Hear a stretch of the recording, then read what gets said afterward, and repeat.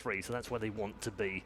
Ban-wise, what do you make of it so far? So we can tell by EG banning out the Tree and Protector, they took it from first pick every single time, that this is the hero that they value the highest going into this tournament. So that's something that other teams are going to note on. Warlock being the first pick for Faceless. Nuts has played a lot of Warlock in the past few days or whatever tournaments he's played in recently. They really like that hero. I was going to say, yeah, it's definitely a comfort pick. Like, it gives you a lot of team fight, gives you, that lane stability. And a Midas hero. Yeah, and a Midas. Let's never forget to mention what a the meta, Midas. what a meta, yeah. Yeah. The Midas meta. The last game, there was, what, 7 Midases. 7. Wow. 3 on Faceless and 4 on EG. That's a small number. I casted a game, they had 5 on one team or something. Yeah, that was There Liquid. was 9 that was earlier. insane. That was 9 in one Liquid game have earlier. 5 on And we had 7 in the heroes. games that I was looking at as well. So, I mean, obviously Midas is, as much as people are talking about the nerfs, this is potentially, a place we're going to see a lot more. Yeah. So Ricky coming out. So that's the 4th roamer that we were talking about. Monkey, Treant, Ricky, and Earth Spirit. These are the go-to current 4 position supports. Oh. And Crystal Maiden. That's a pretty good combination. I'm actually kind of surprised they would go with both of their supports so early on. Yeah, normally you don't see that except for EG. EG do that a lot though. They do prioritize their supports, but because crit really favors the carry mid saving to 4-5. Right on. So Yeah, you do see a lot from them. Yeah, especially, these two, usually you see a Crystal Maiden because it gives you that flexibility, you can kind of use her in a lot of different roles, but then now with the Ricky, I don't know how they're going to move forward with this. It's like some teams, they can prepare for these kind of things. Like if they know there's a counter to the Crystal Maiden, it might counter the Ricky as well, and they could already just pick that hero right away. So but to be honest, right now I'm not sure what that is. Yeah, an early jabs Shadow Fiend. Quite bold, isn't it, from Faceless? Yeah, we'll just tell you what we're playing. The biggest thing is they decided not to pick Magnus this game. Perhaps they lost some confidence in it, but this is like Magnus is still their best hero that they execute. Maybe it's because of the Ricky pick, just because you'd be able to split experience with him while he jungles. Okay. Why would he do anything else, right? Yeah, it's true. It could be just another strategy, right? The Warlock Shadow Fiend. Maybe they want to go towards some kind of Abaddon strat that we've seen. Okay, just like cover the Shadow Fiend with golems and heals and stuff. The big thing I noticed is, like I look at Shadow Fiend and I'm like, that seems like a really early, very counterable pick early on. So I don't know if they're, like you said, coming in with a strategy or they have something planned for EG in this case. Yeah, like if you see 2 supports picked in the first phase, you normally just want to pick another support, right? So, because like you don't really have information on the enemy course. Now, Evil Geniuses have an opportunity to counter the Shadow Fiend and more. Yep. So, it's going to be interesting. Maybe you can even consider banning an Earth Spirit here, since if 3 of the roamers are already picked out, it might not be a bad idea, especially since last game they did take this Earth Spirit. And it's a good hero with the Warlock. It synergizes quite well with the Fatal Bonds. It's pretty good against Ricky as well, Roman, because it has really good mobility. Catch him from far, cast Dust, Orb of Venom hero. Yeah, I definitely like the Venge ban out from EG. Kill, it takes both a carry and a support out of there, and something that's a really good save for something like a Shadow Fiend. It doesn't have the highest mobility. I feel like Ricky won't be able to pressure Shadow Fiend super well. Like I feel like it's okay, but it's also really dangerous because SF has so much ranged nuke damage. Right. So maybe that was part of their thought here. Yeah. And then the removal of the Weena here, obviously something I think that does pretty well against Shadow Fiend. It's a very good hero with Crystal Maiden as well. Like that hero is constantly mana starved, and she can play an extremely fast game with the Maiden on her team. It's a combination that was very big at DAC.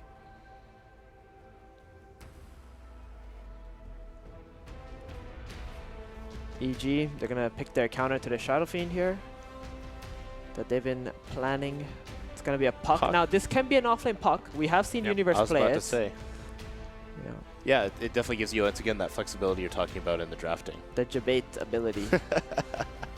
It's going to really help make Crystal Maiden and Ricky more useful as well. Those heroes are a little bit, like CM is kind of immobile, and this way if you just Dream Coil plus Smoke Cloud, it's or make Ricky Dream really Coil good. into Chicks, and it's going to do so much damage, right? Yeah, or into CM ulti, or into, it actually synergizes really, really well. Yeah, I like that a lot. What were they comboing with Puck at DAC? Who was their key hero? EGs? Yeah. They were doing like Puck plus something else. They did Puck Monkey King 2 games in a row. Oh, yeah, because Dreamcoil plus the Monkey. Okay. Yeah, it's funny. A lot of people were talking about how the Monkey King nerfs might have been an issue, but obviously we're seeing it used a lot and used effectively. Yeah. It's kind of unfortunate in some ways because like his team fight is so good that his laning has been like super nerfed in some ways.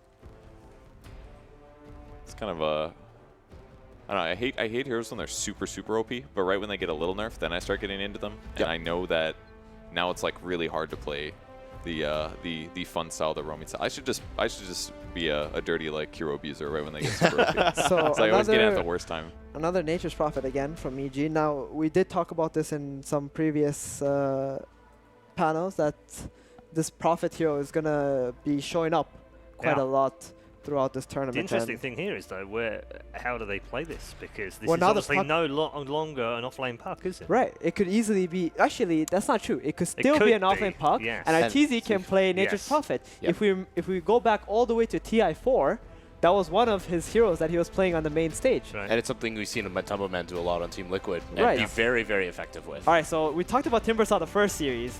They went with the Broodmother. Now they're like, no. We're doing Timbersaw now. I am done with Brood. Yeah, is this for potential like Timber Puck 1v1 or Timber Prophet 1v1? Yeah, most likely for the Timber Prophet 1v1. Okay. I think the Puck should do pretty decently against the Timbersaw. What if it's not mid? I feel like Timber would be fine there.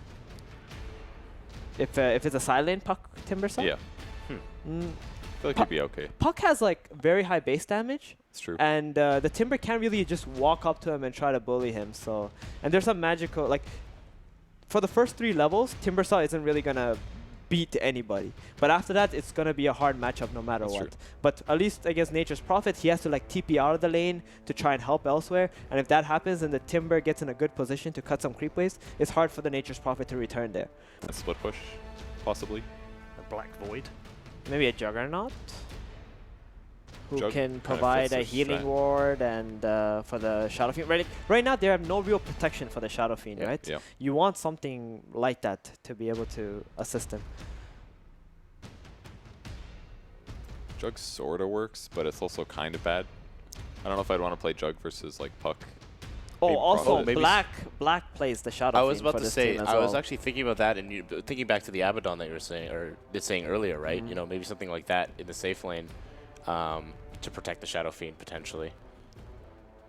It is interesting. Faceless has left this quite open if they decide to put Black into the safe lane role with the Shadow Fiend. If I'm Faceless right now, I'm probably thinking about how I can possibly go aggro tri-lane and try to put the 1v1 Timbersaw matchup so he can get just free levels and whatnot. So they might want something that they can go aggro with that's not really going to die, even if Nature's Prophet gets there. You know, something elusive, hopefully. All the like mobile-ish heroes that I'm thinking of are all countered by like silences or Puck or something though. Right. So.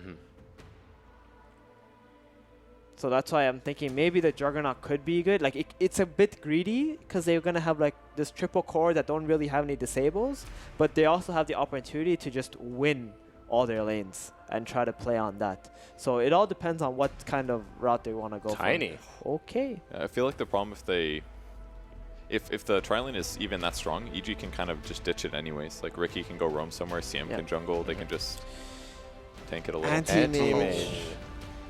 Okay. Wow. Huh. Black doesn't get to play. He gets to play against it, which I don't know how that one will work out. But very interesting draft yet again from Faceless and from EG. Connie, prediction time. You know, I didn't particularly like EG in the last one, but I think this time I have to go with them. They have a really strong lineup.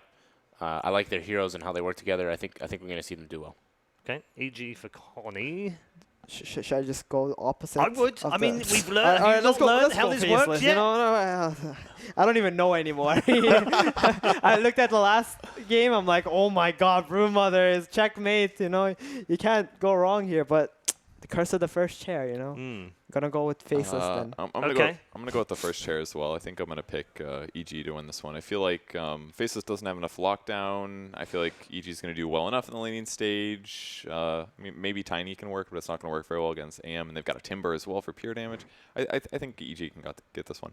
I think they'll close it out. Okay. All right. 2 for EG. One for Faceless. Let's find out whether this one ends as a 2-0 or we head to match number 3. Let's head back to our commentary team for game 2. Thank you very much, Paul. And indeed, game 2, Evil Geniuses up against Faceless. The drafts, as the day goes on, they continue to impress and surprise. These final picks, Tiny being picked up by Faceless. The artsy is the anti-mage, maybe something a little more that we're kind of accustomed to, but the black, the Tiny, I mean, what's the plan here? Why the Tiny? It's a hero that can come online and fight, I feel. I was like looking at the draft and like it's Black Heroes last, and typically he's a player known for his farming, like playing the late game, but you already have Shadow Fiend and Timbersaw, 2 heroes that need a lot of farm. So unless they want to go really greedy and have 3 heroes that all need a lot of farm, they wanted to get at least one of their cores who can come online fast and get involved. Tiny, with like a fast blink, can do that. So I think that, in my mind, is what Faces have in mind, like get that fast treads, blink, then start making moves, smoke around the map, find some kills. You've got Warlock. You want a team fight when you've got Warlock, Urspirit. You've got this really scary team fight. For EG, it's like CM, Nature's Prophet, Ricky. Their team fight doesn't match up against yours, so I think they're going to use Tiny to try and force some objectives and to take those team fights. We're very intrigued to see what sort of build he does go for on the Tiny as well, how early he prioritizes getting that blink pickup. I imagine, of course, the Ag's certainly going to be a nice pickup eventually this game against the Treants to push it. Definitely been a fun day for new picks, like with the, first Valve Major on the 7.0x patches. We're seeing Bristleback mids. We're seeing like the first pick Shadow Fiend at Tiny coming out. A lot of heroes that maybe wouldn't have expected to see come out, like the Brood even making an appearance. It is the group stage, so perhaps the meta will kind of focus in a bit more come the main event, while the group stage teams are a bit more experimental, but we are seeing all kinds of different styles and picks. And we'll see what sort of lane matchups we get. I mean, is there a certain pairing that you feel that one team is going to try and make sure that they have in this laning stage, in terms of their heads at 1v1s and such? It seems both teams are pretty happy with the standard laning matchups, like neither team going for any kind of aggro lane. Both teams looking to secure their safe lanes first and foremost. We'll see XY likely securing the early souls for Shadow Fiend. I think that, to me, is probably the key thing for Faceless in like the first minute or two, is get souls on SF. So whether or not Jabs is the one securing that or they have some other idea in mind, we'll have to wait and see. But interesting, Nuts is actually bottom with the Warlock. So they are going to do the 1v1, but it's going to be Tiny. If you did a 1v1 against Nature's Prophet, like Theben mentioned on the panel, we'd expect it to be the Timbersaw there at 1v1. So interesting that it's actually Tiny. Terrible 0 base armor. It's not even terrible starting armor. It's no armor to start with. Bottom lane, trying to make a go here onto Ice. Shadow Word will be onto Zai in response. XY comes across with a roll. And looks like they no one to fall here. And Ice man's back up. Tries to force the back. There's going to be a second Frostbite though. Ice has to be careful. Just fall down fairly low. The Shadow Word here will be there for Nuts. I mean, it's interesting. Something that the panel also mentioned is Faceless is probably looking for a way to go aggro tri-lane, but with the Timbersaw just doesn't seem like the ideal optimal way to do that. It really feels like Black and Ice is more optimal for them to switch positions, but indeed this is the play that Faceless want to make. Going with the roll, gonna miss. Crit is fine. If we get the CM, that's that 280 movement speed CM, slowed by a roll and an Orb of Venom. You'll find the first blood there, but they lost their initial sentry. Do have a second one to try and deal with Zai here at bottom. I'm just confused. Like I would have definitely expected this to be, if they had Tiny bottom, you've got a stun. Tiny not great because all those early anti-mage hits would be against a 0 armor hero, and that Tiny would be getting harassed heavily. They might actually catch out Zai here. Frostbite will be there. Hold back XY, but with the Shadow Word ticking Zai down, it is going to be close. It looks like he will survive though. He's going up, and it's just enough to offset the damage of the Shadow Word. Still doing a good job pulling this lane. Nice thing for the dire side is they have got access to a shrine if they want a 3-man shrine. At one of the good reasons why these aggro tri-lanes are so good. But Nuts TP's up top to where the Jabs is shrining, and it will use this shrine to go and secure some additional farm for Black, who isn't having the best time against Nature's Prophet. Isn't doing too bad, but he's chewed through all his Tangos here. Only has the salve left to regen himself back up with. Yeah, the mid lane matchup looking very good for Sumail at the moment, of course, with these early levels. 15 for 6. Against the 8 for 1. Yeah, you know, it's totally wrong as far as Faceless's laning stage objective. They didn't try and secure any early souls there, but they're going to get first blood top. Nice move from Nuts. Seems to just catch Universe by surprise. Yeah, very nice from Black. He wrapped around past the secret shot, making sure that he could get in position behind the Treants and ensure that he was going to get that toss off onto the Nature's Prophet. They had the ward there too. They knew Warlock had TP'd there and was making that move up top, so just a bit of a misstep. Sumail at mid. Getting aggressive. The response will be there from X1. Oh, he Nice phase shift this roll. Surely he doesn't get himself out of this one. He doesn't. Jabs will pick up the kill. Very good quick reactions there from XY as he spots Sumail trying to make a play.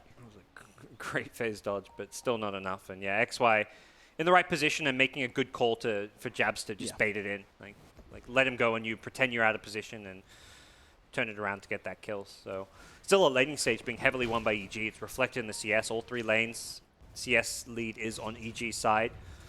We'll see how much that changes as time goes on, but not going to be... I mean, Ice can just right-click, use this max reactive armor. It's going to take support presence to do anything about it. And CM's probably one of the weakest supports to try and zone a Timber with. So Ice will have a good time in going for these annoying Orb of Venom type items. He knows he's never going to have mana, so if he wants to harass, he may as well do it through right clicks. Yeah, he's going straight in on Arteezy. Yep. Arteezy in a little trouble as well. XY with the border smash, but not quite enough control that they need to maintain close the kill potential. And in fact, it's going to be mid lane where the blood is spilt. Crit with the rotation to wrap around, shut off Jabs, and make sure that Sumail gets that kill in return in the mid lane that he did need after kind of losing his life to the rotation of XY earlier. Jabs was trying to make his way to that shrine and couldn't quite get there, and will immediately TP back in. Does not want to die again with Riki in the neighborhood, but again, we see XY. His mid's in trouble. He's there to help try and salvage things. And yeah, still with that incredible CS lead on the puck. 29 CS here before the 5-minute mark. Sumail having just a lightning start to this game 2, and we saw what he was able to do with a good lead at the beginning in game 1. I'll be on a very different hero, but certainly is going to be kitting up at a very good time with this rate of farm early on. See what the call is going to be as far as EG with their support movement. For now, they block some camps. Eyes getting the info as to what's going on, and yeah, it seems like they know that Zai is in the neighborhood. Well, look at the roll onto Crit, and Crit smashed up and raised down. Fell. Actually, they're going to look for a second one. Yeah, with the dust. They should get this Zai. He's got nothing to jump up to. So Faceless pick up a second. The 2 supports getting taken down. Some great involvement for Jams to find himself in. Yeah. While this is going on, the 1v1 lane's not going great for them. I mean, I think Timber's lane is fine right now. Anti-Mage actually gets bullied a little bit despite being able to burn all of Timber's mana. He just doesn't care with the Poor Man's Shield and constant 10 reactive armors up. So that lane's going well, but top lane is in a dangerous place as Black is getting ganked up by some smoked supports here. And he's very low on health here, Black, as he sticks around. Looks like he's actually going to get away there. Crit. Looks like he was just unable to... Oh, no, okay, didn't have the second spell, so just sitting on level 3 with the 2 points in the aura. Be close with the phase boots. He can keep chasing. Has stick charges, and yeah, we'll lose vision at night, so return kill at the tower. Crit ended up just diving in a little too deep and trying to hide. Yeah, but in the tree line. And XY finding himself involved in... How many has he been involved in so far? Yeah, 4 of the 5 kills. Some very tight spirit rotations in comparison to where we saw in game 1. XY got to be a bit off the mark with the early movements, but this game already looking a lot more solid for the Spirit player. It's always one of those moments as CM when you hit level 3, whether you get the second point in aura or get that Crystal Nova point going the 1-1-1 build, and that's a moment where he's like, man, I should have got the Nova. But typically your team prefers the second point in aura. On mid lane. Dream Coil dropped down and looking for Jabs with the Frostbite, bringing him down low. He's stuck in the cloud, tries to turn towards Sumail to get another raise off. It won't be successful, and Sumail, with the straight up Dream Coil usage, enough control to bring down Jabs in the middle lane. Yep. Arteezy still continues to be left pretty much on his own, and understandably being kept low by Ice, even with the mana being burnt as we saw earlier. Just the right click harass even and such, enough to force Arteezy to just play it very safe down here. Yes, and the lane gets tougher now because Ice brings himself a Mango and he's about to get Soul Ring, so he can actually use spells, able to threaten to kill with either a Timber Chain or a Chakram. He can pop a Mango and quickly throw a spell out. He can pop his Soul Ring and use a spell. He can pop his Stick Charges. He's actually no longer just an Orb of Venom reactive armor melee creep in this lane. We'll see it now. Soul Ring, spell usage, Ice Sides can actually fight Arteezy. Yeah, Arteezy out to blink away. He's trying to bait him in. Zai's there. Man. He's got 3 points in reactive though, and it's max stacks. Crit. This will be close. Yeah, well, Universe coming through as well. They should be able to control him. There's the first silence. Crit will have the follow through Frostbite to try and catch him mid Timber Chain, and indeed they will. They'll bring Samael through as well to make sure that they can get the kill. Took 5, but I think they needed every single one of those 5. Perhaps they didn't need someone like Anti-Mage didn't really do anything, but he baited. That was his role. The CM stopped the Timber Chain. The Puck gave the damage. The Nature's Prophet gave the damage. Ricky gave the silence. You know, all 5 of those heroes had a purpose, and with all their powers, they kill a Timbersaw. You know, that's sometimes just what you got to do to secure an Anti-Mage farm, and that's, when you pick an Anti-Mage, you want to secure him farm. You don't want him getting bullied in his lane. That's a recipe for your disaster as far as your draft goes. Space, of course, given to Black with those sort of movements up on the top lane. Treads, and still yet to indicate what his plans will be in terms of his first major item this game. I mean, he himself, we may see drums or such. Bottom lane in the river, Zai has been spotted out, dusted up. Faceless. Get themselves another here. Good support movement again. XY getting himself involved in more action. Money spent by the Ricky, but ultimately another kill, and this Ricky has been kept down quite nicely. 0-2, not many levels. Not say a low impact, but has nowhere near what we saw like from some of like the Boca games and dogfights on IGV. Hasn't been quite the nuisance as some of the other Rickies, but still I think effective overall for EG. Eyes on to Black. Well, they've got crit around, but between the two of them, I mean, yeah, adding in a Universe could do it, but Black already playing very safe. Just heads back to the tower. It's definitely the player / hero you want to be ganking right now. Slow down that blink timing. He's also perhaps the most exposed to those kind of ganks. Nuts is up there though, and yeah, they're just saying it's time to ditch bottom lane. We killed the Timbersaw once, Anti-Mage, fallback, jungle, and let's just give Timbersaw this bottom lane. Similar to last game where like they... Bait and Zion is actually going to see the spells come out from Black in time before the smoke screen. Yep. They have that sentry vision, but just a little slow with the call to make the go on in with the burst. Yeah.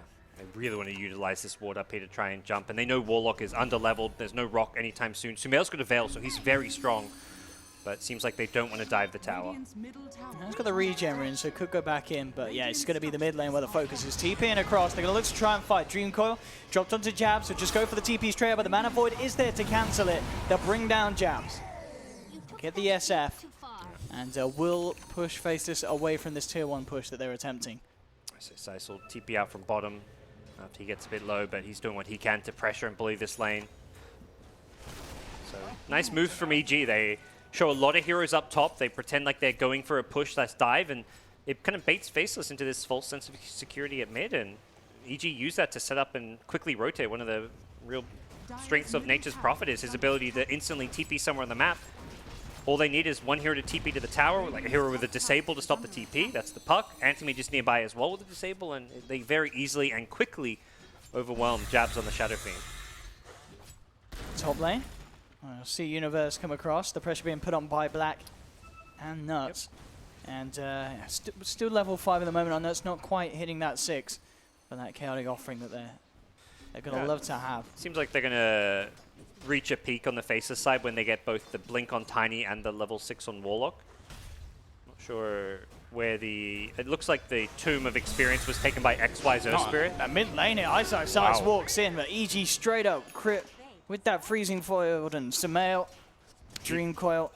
That'll certainly bring down a Timber, not giving two hoots about that reactive armor with the magical that they can offer. Yep, level 6 on supports it's a lot harder and a bit slower to get them, but when you do get them, it can be very impactful. We see it there with CM.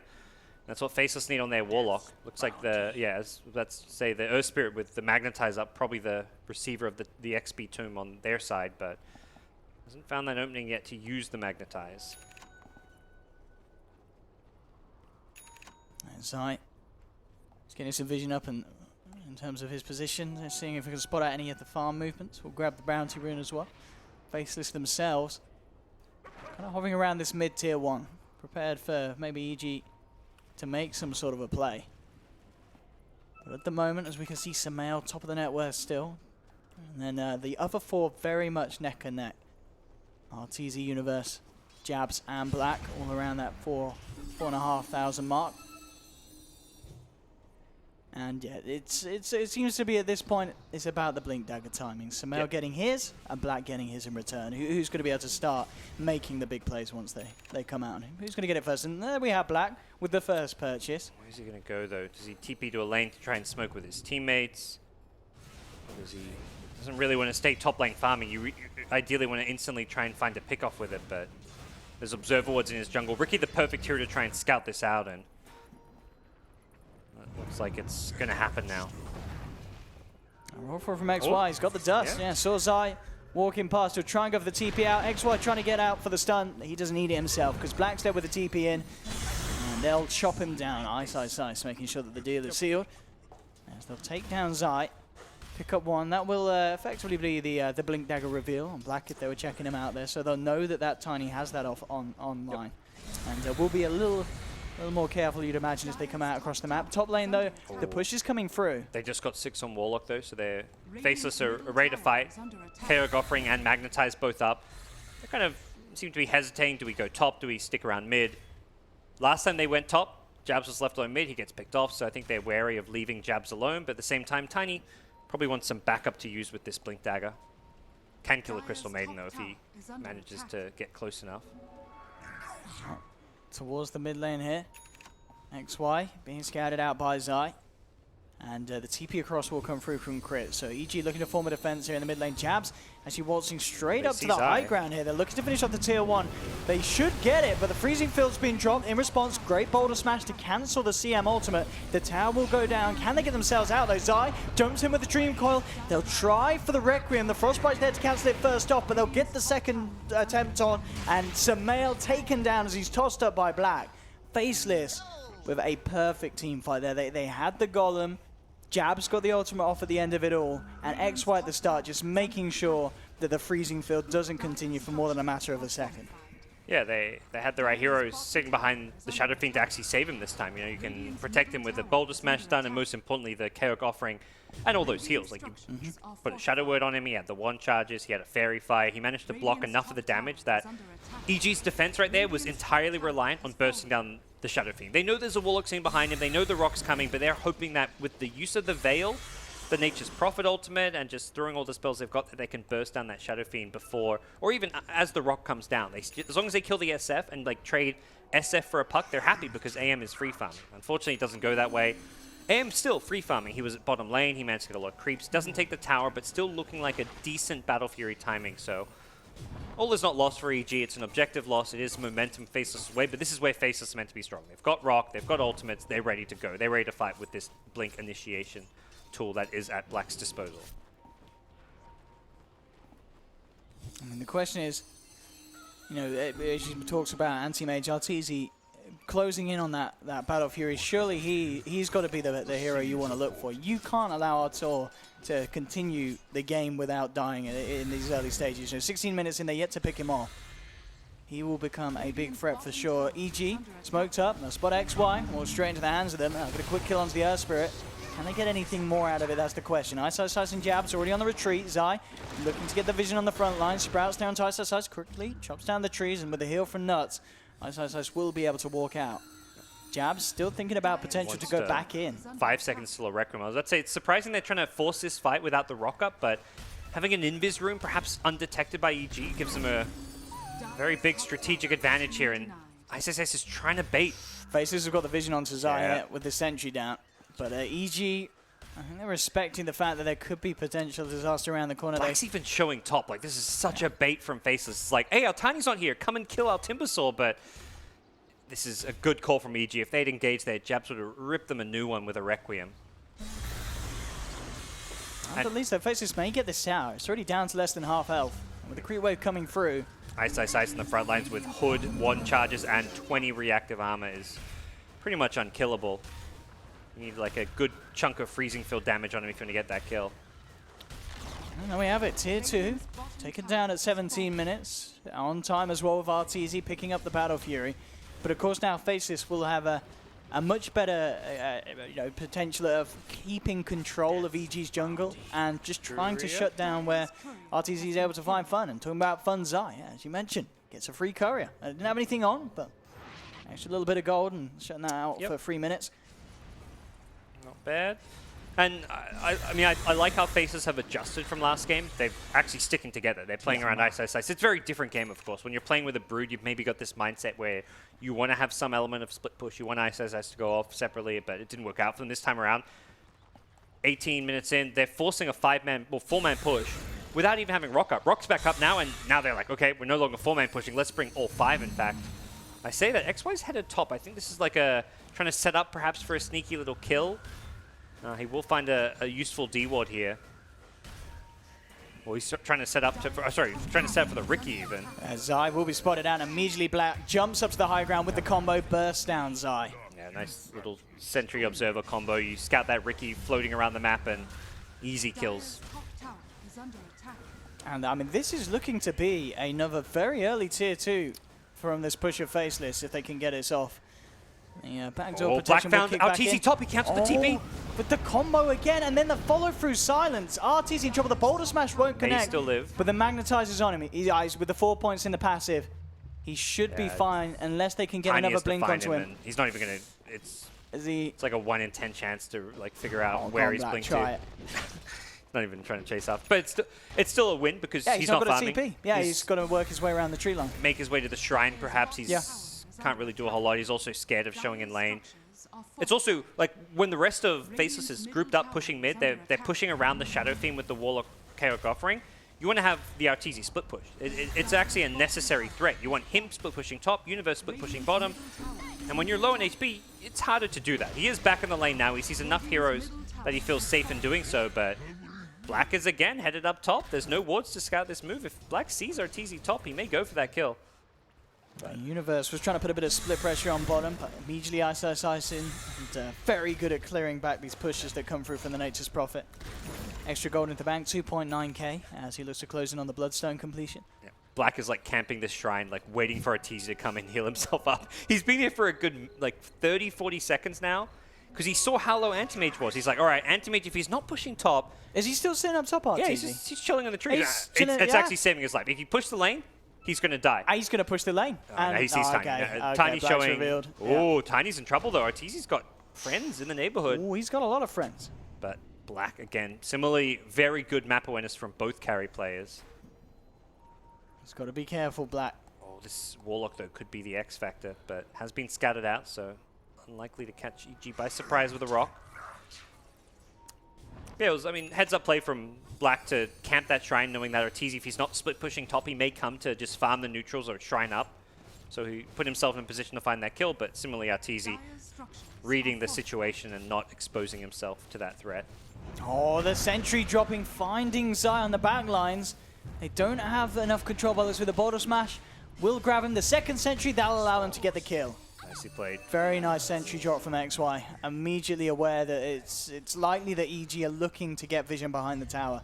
Just perfectly times his silence as the stun's wearing off. I mean, it's one of those things which is very commonplace now because of the stun bar time durations above heads, but it used to be saying that was almost impossible to get those perfect times on, and we're seeing Faceless really play a much more coordinated team game here in game number 2. Very objective focus. They've taken 5 of the 6 out of towers. Likely going to set their eyes on Roshan soon as well if they want to. We've got Jabs in a position where he's got his Dragonlance. He goes for the BKB, not going for any kind of Shadowblade build. Just wants to be able to 5-man with his team, be on the front lines, tank up as much damage as he can, not have to worry about a smoke screen, a puck silence, and guarantee a Requiem in these fights as well. Yeah, how's Arteezy's farm looking? Well, we've got the Yasha, 1600 towards the ultimate orb as he tries to get that Manta style complete. He's not number 1 on net worth, and I think that's really, if this was like a Anti-Mage game where he was 2-3k net worth ahead of the SF, you'd be like, all right. It's kind of like that game where you're behind on kills, you're losing towers, but you've got an Anti-Mage. I don't think you can say that quite yet, because Arteezy has been pressured enough and been put in positions where he can't free farm. Oh, bottom lane, they're going to go on... top lane as well, Black top lane, yep. In with the combo onto CM. Meanwhile, bottom TP out from the coil, so... Trying to use an Orchid to kill the Timbersaw there, but hey, Orchid doesn't stun and you've used Dream Coil, so you can't actually stop that TP out. This is Faceless getting that tier 2 as well. They're getting so many objectives, but the fact that EG are still having their cores on the same level, if not just a little bit higher, Arteezy's got the courier too. Okay, that will help out as well. I mean, that's 2 courier kills. It's a lot of gold. That adds up pretty quickly. If not for things like that, this game would be a little bit more lopsided. Looks actually, like they EG should get lead. Roche out of this, though. I mean, Faceless are in there, and EG not in a potential situation to head over and contest it. Not necessarily going to be the quickest of Roche. Yep. A couple courier kills, some creep skips later, and suddenly Anti-Mage has pulled ahead. This is where he wants to be. A good... I mean, for now it's 1,000, but it could quickly turn into a bit more with these towers. Yeah, for sure. He wants to be #1 in net worth. Like, when SF's ahead of him, and this is not an SF going for any kind of a farming build, you're a little bit concerned. Now, the test for EG is, can we defend our base against this 5-man Aegis push? Teezy's trying to creep skip, be as annoying as possible, but... XY will find the dust onto Zai, and Zai will be left behind. And we'll try for the TP out. They've got the Chakram in. Black is actually the man to pick up the kill with the Avalanche. Yep. Let's see what build Black goes for. Let's queue up BKB for now. I think sieging. He's not really the sieger in a lot of ways. Oh, SF it's just changed as well, actually. Now it's the Shadowblade. Oh, Shadowblade. Yeah. Pickoffs. Okay. It seems like that's a sign that they want to change their game plan, where it's like, okay, this game may go late, and we've got rat issues, you know? Nature's Prophet split pushing, Anti-Mage is constantly creep skipping waves. You've got to address that, and who's the hero that can do that? It's only really Tiny right now, so Tiny and Earth Spirit. Earth Spirit's going for a 4-staff, not a Blink Dagger. It's going to limit their catch potential there, so Tiny's really their best bet as far as starting off a gank onto someone like an Anti-Mage, so Shadowblade gives him that ability better than the Blink Dagger does, so I like to pick up. Talking about Shadowblades as well, Universe going for a different build to what we saw in the first game. Shadowblade after the Orchid. He's not ready for this one. Yeah, Black looking for him. Uni. As not going to be lucky enough to get himself out of this. Yes, that combo. Such a lot of damage from Black. And yeah, absolutely. This Shadowblade pickup from him. That's the reveal. Crucial to catch out these split pushes. And even though you know now, it limits how you can split push and play the game. So knowing that it's there doesn't mean you're going to be fine. Like, it stops you going for those active split push plays, and the game gets very different for EG as a result. But Puck, definitely, I mean, Puck can split push. Good luck catching him. Against the Shadowblade again is the option, because you can stun out of the invis. And EG are going to be looking to play that late game. Midas Puck. Yeah, looking for the Aghanims as well. Would have gone back for this Midas after the Veil and the Blink. I didn't see exactly when he picks up, but it would have been like a 20-minute Midas or something. Quite late, but hey, you recognize the way this game's going. It's going to go late. You want to get that level 25 talent, of course, and you just get ridiculously farm on Puck with the Midas pickup. So it's going to be money is the name of the game here. Not sold on this SF BKB. I feel like he's not going to find opportunities to use it. As the idea is very much, hey, let's 5-man force high ground with an Aegis, but I think EG split push is good enough that you're not going to... I mean, maybe these pickoffs are enough, but look, top lane, EG's already there. And mid lane, Arteezy, he's creep skipping, and they're split pushing top. Good luck trying to siege high ground. And that's Dive's courier going down a third time, and this time it had a heavy cargo on. It had about 3.4k worth of items on. That was the completion of the Hurricane Pike gone for the SF. Yeah.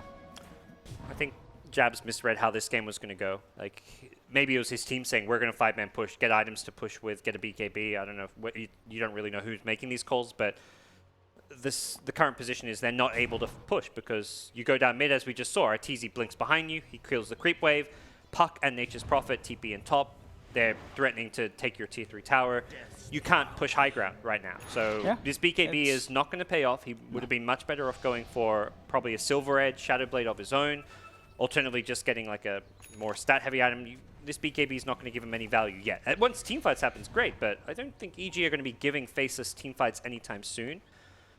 Absolutely not. Because at this pace of the game, it is just going to be Arteezy and Samael increasing the gap between themselves. And well, at the moment, Ice and Jabs, the two highest on Faceless' side, but two heroes that aren't going to be able to keep up with the farm potential of Samael and Artors. Really is a game of catch the rat, but this is a great item pickup. The Boots of Travel on Ice allow him to push out a lane and then actually join with the team. So this is what they really need. If you want to push high ground, you've got to be able to push out these waves and then come back to the fight. So Ice has the boots of travel. Problem is Arteezy again, yeah, look at this mid lane. Yeah, he's sitting creep there. skipping.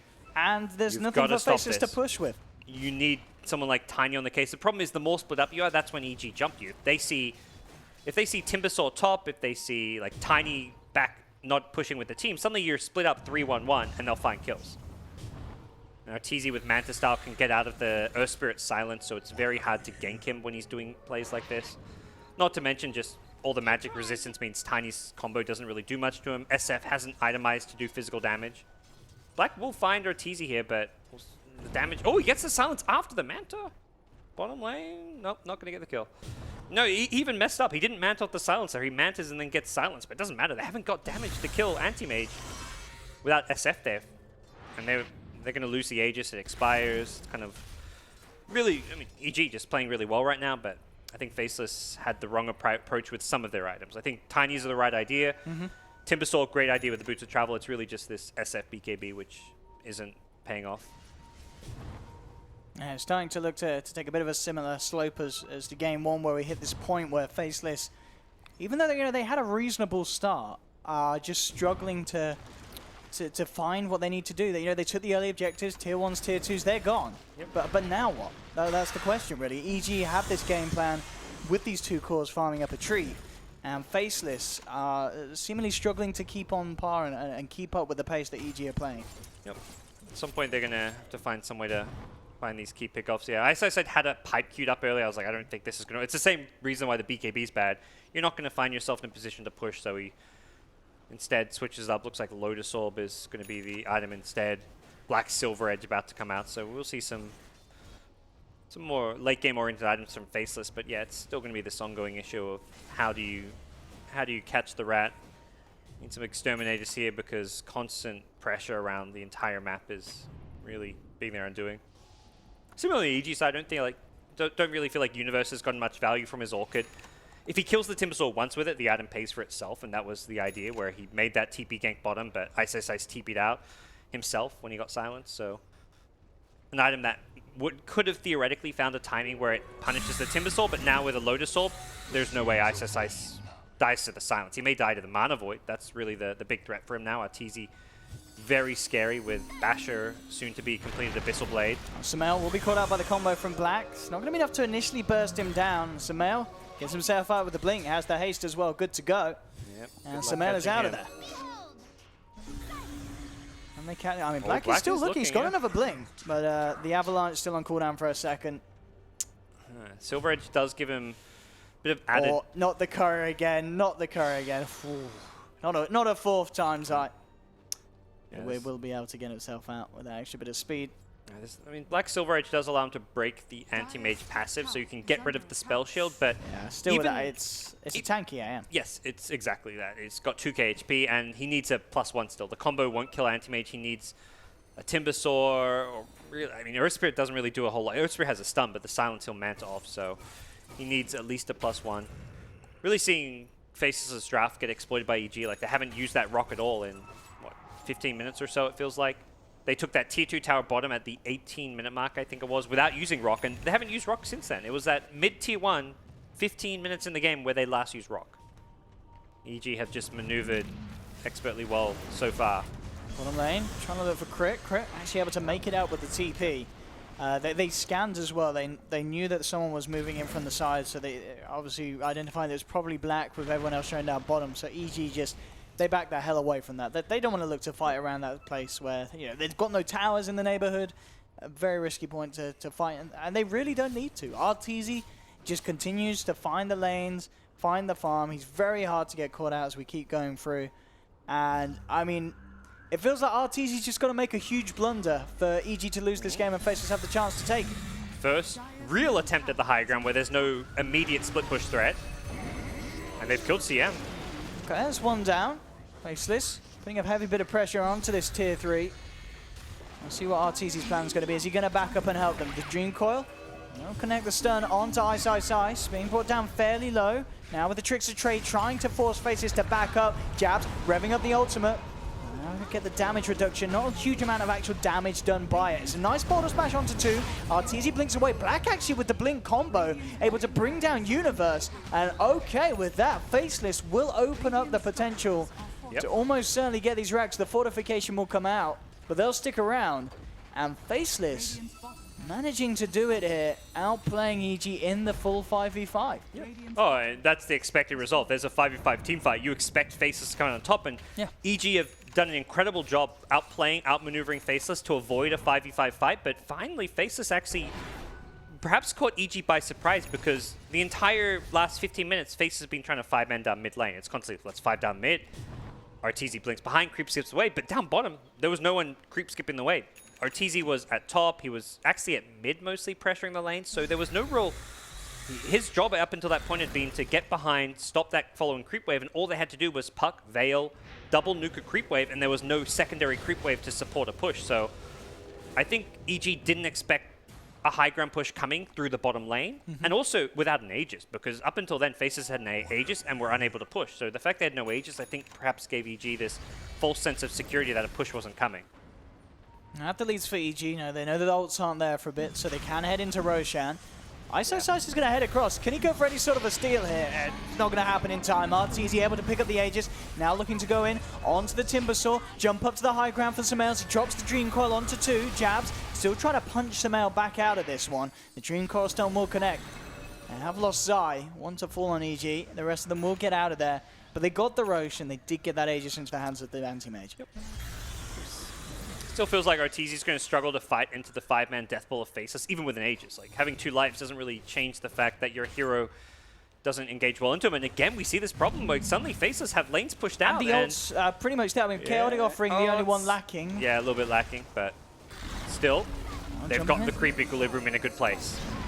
Already Jabs down to less than half health here. Arteezy jumps in on the back lines, goes in with the Abyssal Blade. XY hits him back with the Boulder Smash. Sumail again with the burst, able to bring down the wall. They'll turn towards Jabs, popping the BKB, trying to run himself away. Ice is there on the high ground. They'll turn back towards Arteezy. Arteezy has to be careful, as there's going to be another bit of a stun coming through. They have the toss into the Boulder Smash. The silence as well. They'll bring him down once. I think they need to get out now. Yeah, he's fluttering away on the SF. Does not want to get caught by this anti-mage.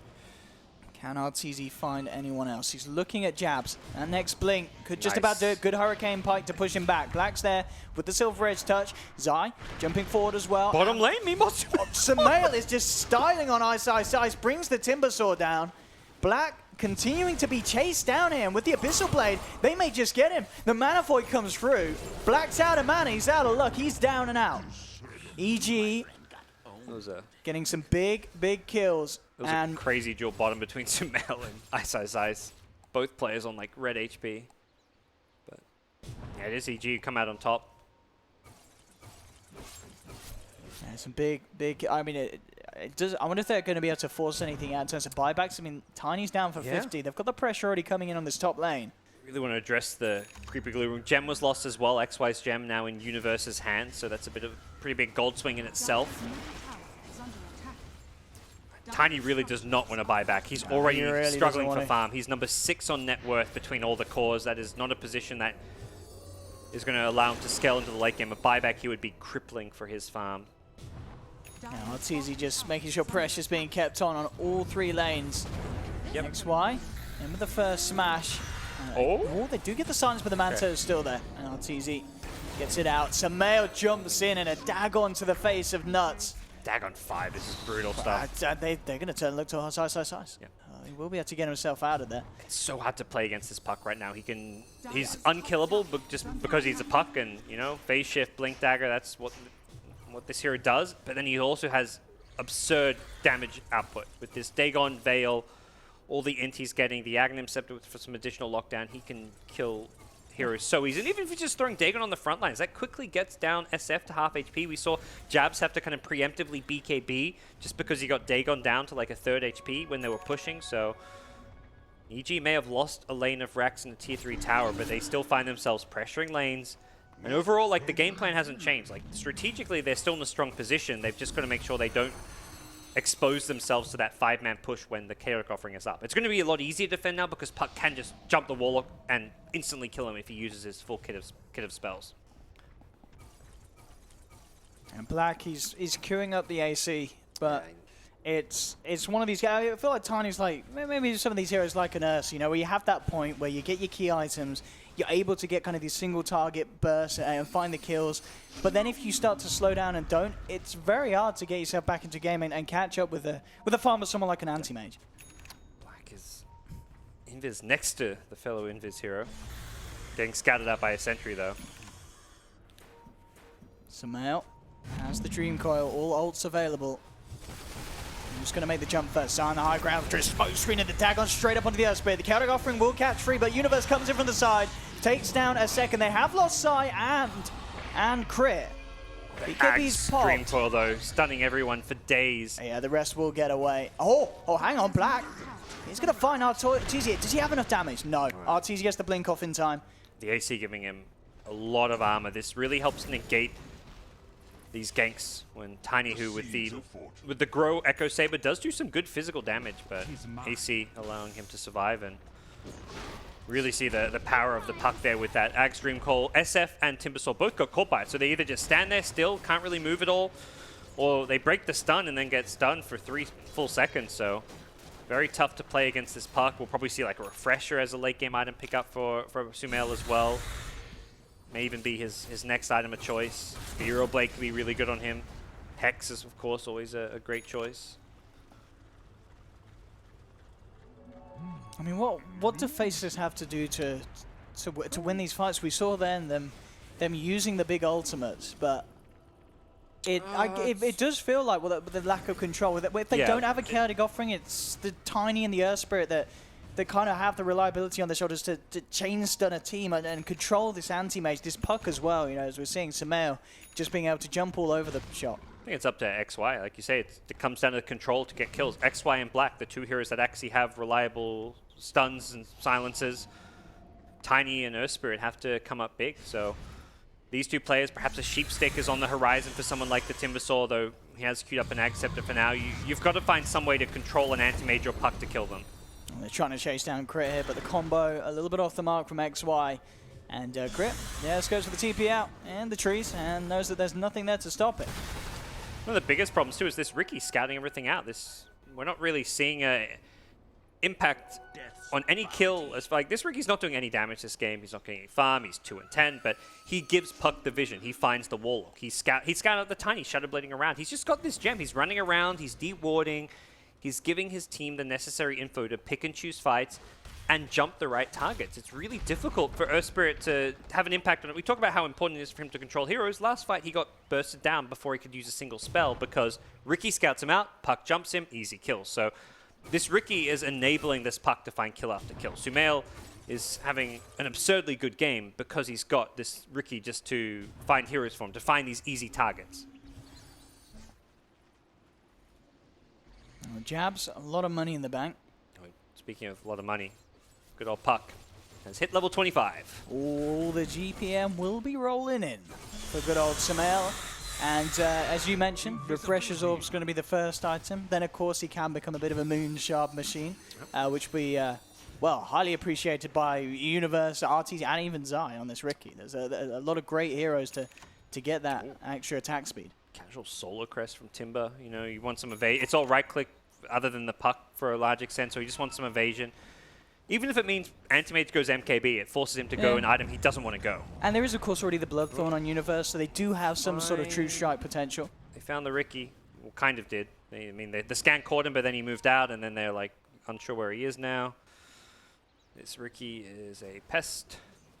He's just going to camp as Observer. I don't really feel like Diffusal is necessary for Zai. Like, his job isn't to do damage. I mean, the Diffuse, it could be useful in other ways as a slow, but thinking like a blink daggger. He could be like the ultimate nuisance with a blink. Oh, look at this. Upgraded bots from Sumail as he jumps in onto Zai with the Dagon, finds a free pick-off as Warlock's taken out. And that's it's sneaky. Combo. It's sneaky.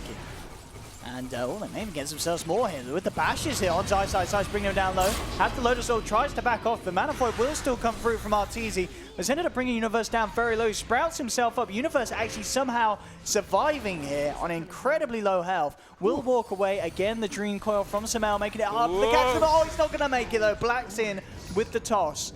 and they do end up getting the Nature's Prophet. So only losing the Warlock, getting the Furion, that's a good trade for Faceless.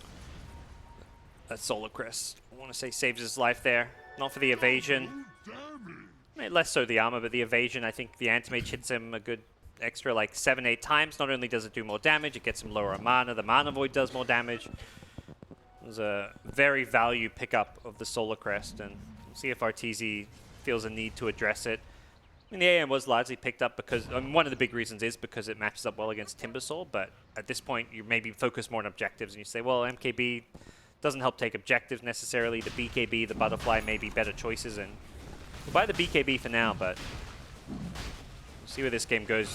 Talking about control, Jabs, I think recognizing you can't rely on your supports this game to control anyone. Not because they're doing anything wrong, but because this Ricky Puck will just kill anyone they find. So Jabs is taking matters in his own hands. He's going into an Orchid, into Bloodthorn. He wants to be able to silence, control the Puck, control the Nature's Prophet, Anti-Mage, whoever it may be. He wants solutions of his own.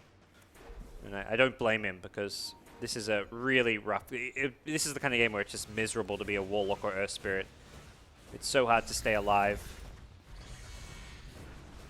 And just going for the easy, safe objectives, taking the shrines away from EG. I mean, they get this Aegis. We'll see what kind of objectives they can get. Talking about all... I mean, kind of painting this vision that EG's in a really good spot. They're still down to Rax. They've now got to defend against an Aegis. SF is still a great sieging machine. Hasn't quite got his level 25 talent just yet, but has got the probably more important level 21 for the extra damage. They've got the big ultimates. Chaotic Offering's back there and available. And as you said, we saw them use it down bottom, get themselves a set of racks. So absolutely can go for it again here in the mid lane. Bloodthorn dropped onto Arteezy, forced him to back up initially. And at the same time, Sumail jumping in on the backliners, trying to force Fel to scatter, and then Arteezy just commits here with the BKB. The Chaotic Offering coming back in return. Jabs as well pops his BKB with the Requiem. Arteezy trying to focus down. Blackie's falling incredibly low, but yet the cheese comes through in time. Arteezy has to blink away. Sumail will end up being able to burst down the Earth Spirit, but the only casualty so far in this fight, Nuts still alive, gets the dust out onto Zai, who tried to go for the smoke screen TP out. He's actually going to make it. Zai will live. Nuts taken down by the right click of Sumail as he picks up a double. Sumail just trying his best here for the team to make sure that they get something out of it, and thanks to him, they do pick up 2 kills. Yeah, Jab still has Aegis, but without Warlock, Earth Spirit, and Faceless, I think just going to say, let's try again another day. We've got to push out this top lane, and that's the end of the push. CM buyback, not really a big deal for EG, and not really something that Faceless can really try and punish or think much of, so very good hold from EG. Didn't quite get the result they wanted as far as trying... They really tried to burst down that Tiny before he could pop the cheese, but some good defensive plays out of the Faceless side, keeping him alive. And Sumail just, with that talent, as we mentioned, and getting kills like that, but it's so rich. Refresher Orb, 3k gold on top. The money is just sailing into this boy's bank account. Yep. He's going to have no problem at all. I mean, he's more or less 6 slot now. May look... I don't even know if you necessarily want to replace the Veil, maybe just slot it out here and there with like an E-Blade or a Hex.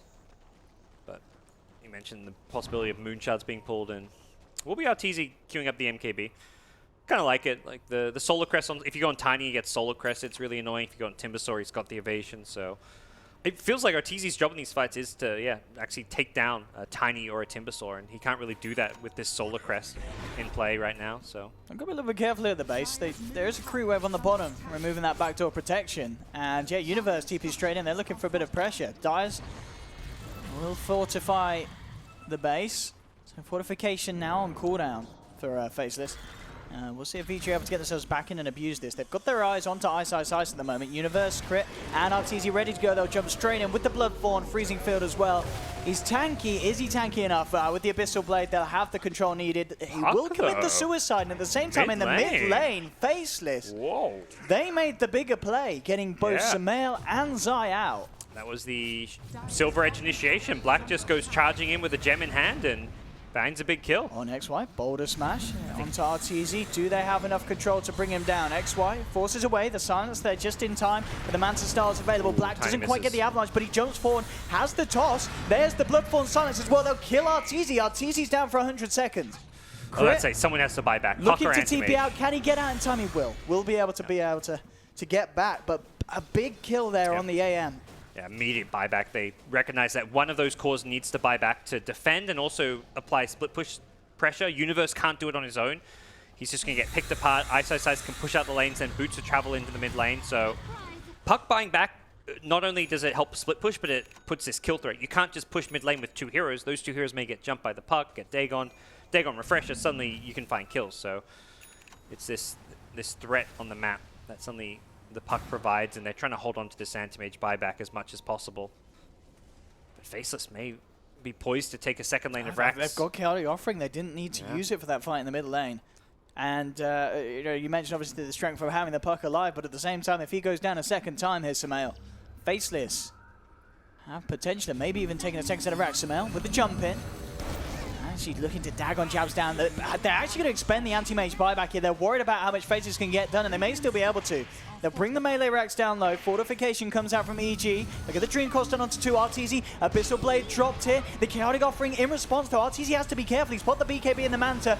Turns towards a potentially easier target, but iSize is too tanky. Black hits the combo on Universe. Universe is out, jabs, surviving with the Hurricane Pike, but Zai jumps across. Will manage to finish off the kill, but the kill back is there in return. He didn't have the he lost the Aegis like a good 15 seconds ago. Oh, that's unfortunate for jabs. Yep.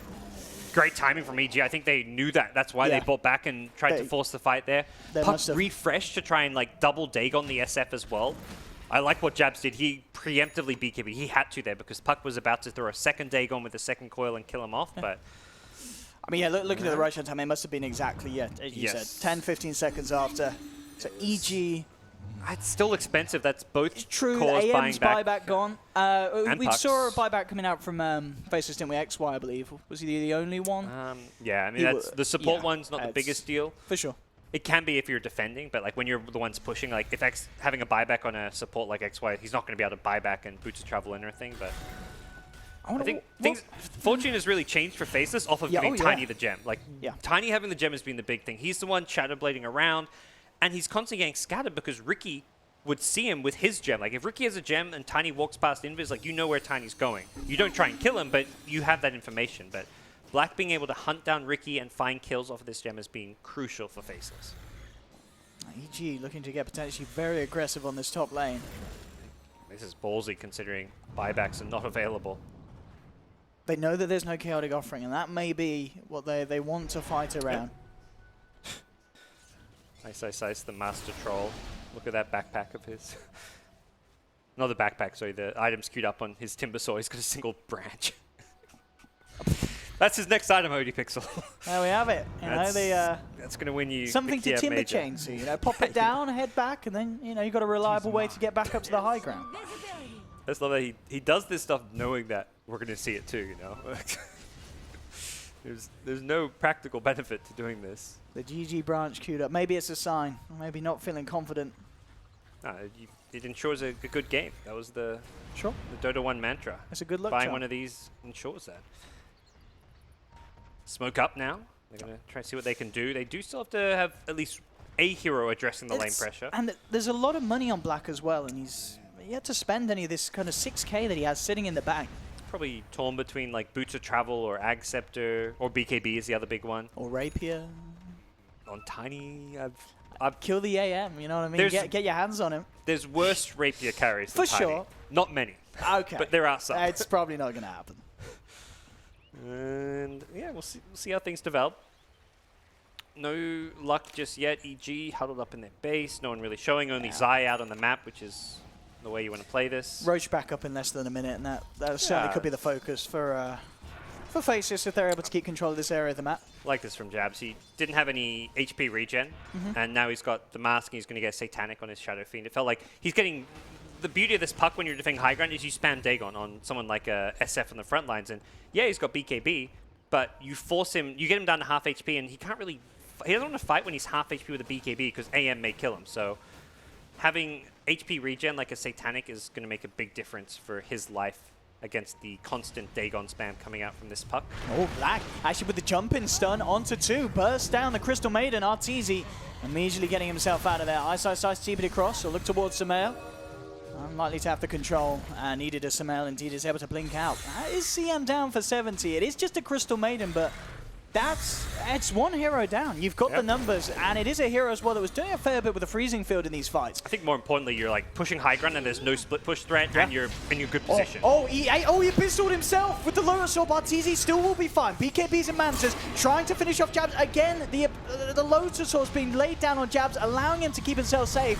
They'll kill Arteezy. I might be over. He's down for 100 seconds there. That awkward initiation from Arteezy. It's over. GG is called. EG tap out. We are going to a game 3, and just an awkward way to jump in. Yeah, the Lotus Orbs. Who was that from? That was Ice, wasn't it? The Master Troll himself. And just like that, bam. I mean, we see a lot of kind of games like this with an anti-mage where it's very kind of glass cannon-y at this stage, where one death, bam, it's over. A lot is resting on your shoulders. And just like that, the game slips through your fingers. You know, that game ended unexpectedly, but it wasn't like anticlimactic. It was like, whoa, suddenly they went all in. You know, they don't have buybacks. I mean, EG in hindsight could have just given up a second lane of racks. Like losing 2 lanes of racks with AM, Puck, Nature's Prophet isn't going to lose in the game. But they probably also know that, hey, we give up this lane of racks, are we going to give up our third lane of racks? Because Mega Creeps probably is GG, and we're not going to have buybacks on these heroes for a while. Let's try and take a fight. And felt like a few fights they just were just a tiny bit too short of killing key heroes. Like they jumped the SF, he barely. Well, that time it was a Lotus Orb. They weren't close to killing. Previous times it was a tiny. He survived the mana voids on like a fraction of HP. He gets the cheese off. Solar Crest worked really well this game to save Ice, to save his teammates. I mean, Ice played fantastic with the Lotus Orb, the Solar Crest usage. Very impressive. I mean, Black as well. I mean, even though he had this portion where he was struggling to find kills, he ends 15-1-7. It's a very solid tiny performance. And even with the farm, it just goes to show gold doesn't necessarily win you games. Sumail and Arteezy at the top in terms of net worth, but the players at the end of the day were just a little bit more well coordinated by Faceless. The net worth graph was just like EG constantly getting bigger and bigger the entire game. Like I mean, towards the end when they won that last fight, took racks, it slipped down a little bit, but from like 15 minutes onwards, EG had a gold lead, but that's not going to win you the game. Faceless, they took objectives. They played the game better. I think EG definitely had ways to win that game, don't get me wrong, but Faceless found a few moments where EG was caught out, weren't split pushing lanes, and took racks off of it. Impressive stuff from Faceless indeed, bringing this to a third game around the corner. 15-1-7, Black Tiny doing great things for us. Red, panel, what do you guys think? Faceless did it. Yes, they did indeed. Thank you very much, Owen and God. Of course, we'll go back to our commentary team for Game 3, a decider match between Faceless and EG. I don't think we thought that was quite how it was going to pan out during that matchup.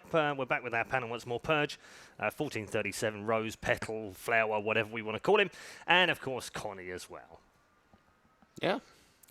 Once again, we got all our predictions perfect. I didn't want to say, I wasn't going to bring it up. But you gave me the look. I gave you the look. I saw you look at me, and I knew exactly what you were about to say. I would like to say I did go for Faceless. Indeed. That was totally we finally intentional. have a genius on the panel. Totally intentional. We do. Let's take a look back at the match highlights as we go through. This started out well, Team 4 Faceless. They looked all right earlier, but that... Again, it was one of those games where you sort of thought, EG have still got this. Right. The thing about this game is Faceless were always on the aggressive, right? So in this kind of game, they're always going to have some sort of edge, at least you feel, because if EG ever make an error outside of their base, then they're going to lose all their buildings, right?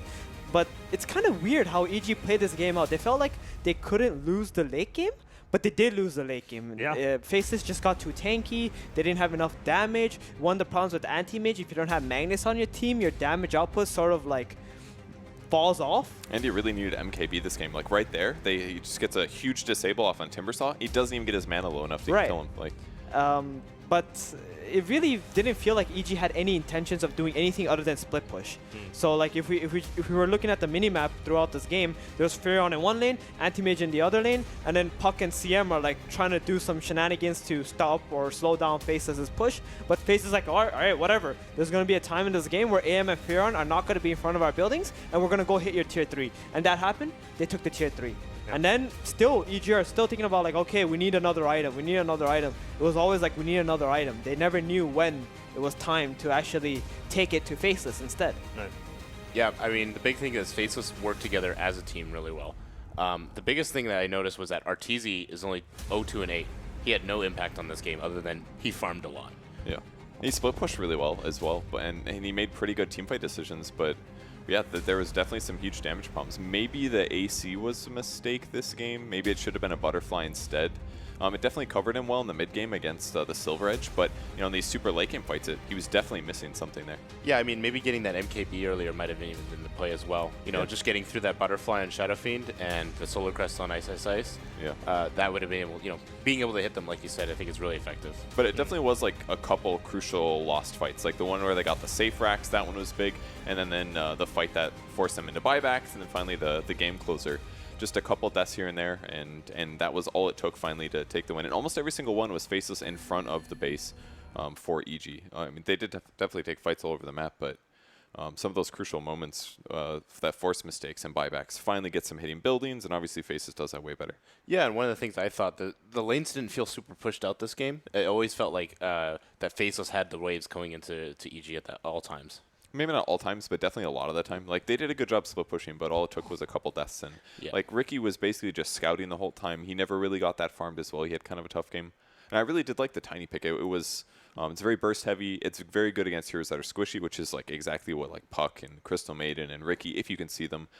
He's a great hero for that. And it definitely worked out nice. So one of the reasons why they couldn't split push into Faceless tier 3 is because of this Tiny. Like, Black typically does not play this pick-offy hero that's going to try and catch the enemy who's split pushing or anything like that. He plays these hard carries. But this game, he played Tiny, and he played it wonderfully. He just was constantly off the map with his Blink Dagger, with his Silver Edge, always looking for the Furon or Anti-Mage, or at least pretending like he was doing that, so his team is capable of going in front of towers and taking them.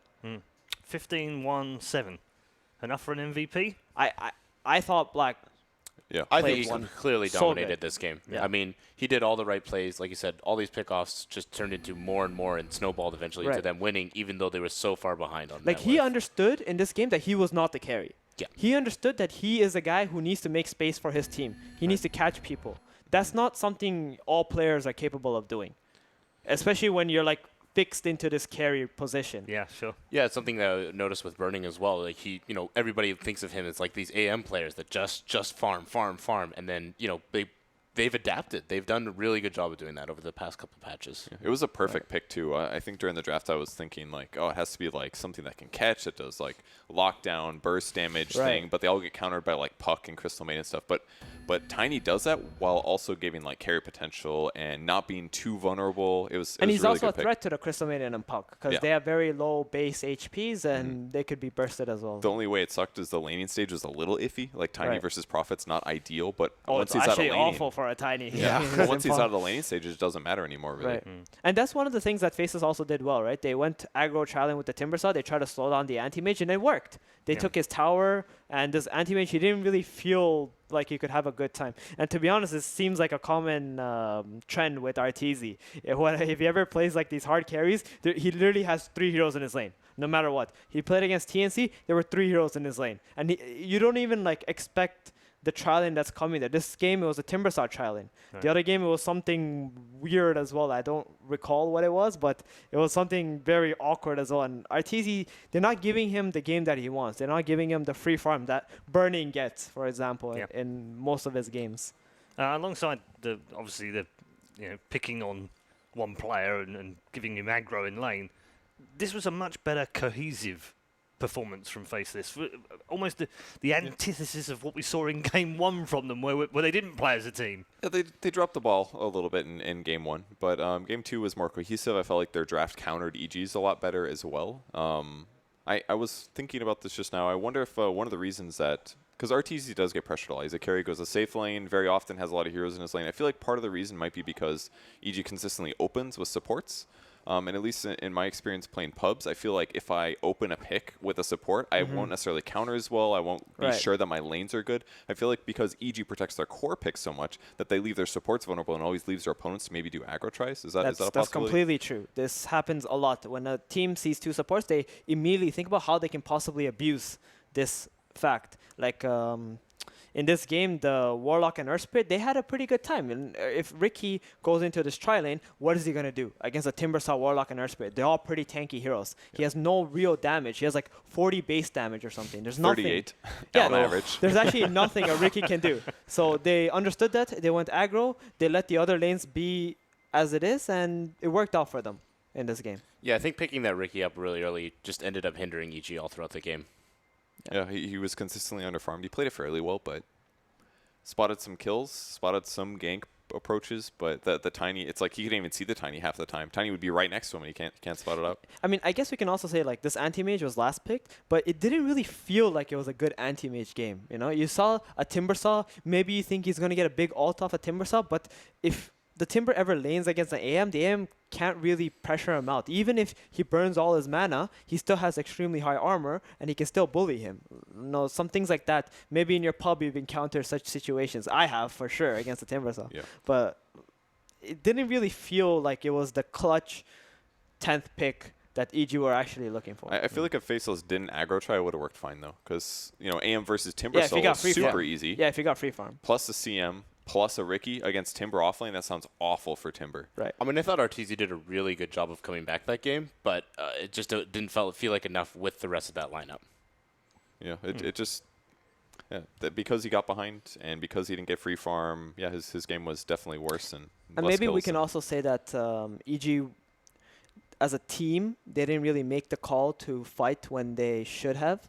Like, perhaps they just missed the opportunity because they were thinking that they were going to be completely fine going into the late game against this lineup. They're thinking like, okay, Tiny's going to fall off. He's catching us, but there's going to be a point in the game where even if he catches us, he's not going to be able to kill us. Or we're going to be able to out-rat them. Maybe that's why he bought the AC, because they have a Fury, they have a Nature's Prophet, and if he ever TPs with the anti-mage, they're just going to take buildings extremely fast.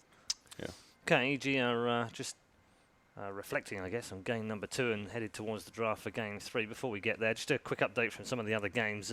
If you don't want the updates, then please mute to the stream right now if you want to watch the VODs a little bit later on, because we're going to give you an update as to where we are in the tournament as a whole, as it's our job to do here on the main panel. Round 2 low matches continuing on. EG and Faceless obviously at 1-1 here on the main stream. Team